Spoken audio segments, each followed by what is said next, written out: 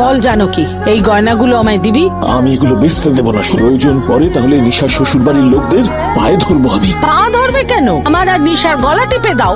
এসব কি কথা বলছো তুমি? কেন বলবো না? তোর কাছে দ্বিতীয় মা আর তোমার কাছে দ্বিতীয় স্ত্রী। ধর। তুমি মা হও আমার। আমার প্রতিটা জিনিসের সব থেকে আগে তোমার অধিকার আছে। এগুলো আমার গয়না নয়, মার গয়না। তুই বলছিস যখন। ওটার সঙ্গে মিলে গেছে। দেখ ম্যাচ করছে। এই আংটিটা দিয়ে দিন। আমার কাছে কিছু পুরনো গয়না আছে, সেগুলো বিক্রি করব। আংটিটার সঙ্গে ওটা অ্যাডজাস্ট করে দিয়ে কি টাকাটা আমাকে ফেরত দিয়ে দিন।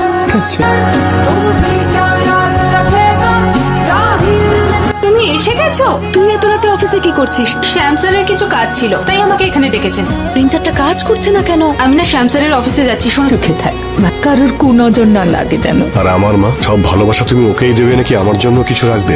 তোর বাবা আর আমি ওর জন্যই তো শান্তিতে বেঁচে আছি। ওর সঙ্গে আর কোনোদিনও বাইরে যাব না। এই ডিসিশনটা তুমি নয়, আমি নেব।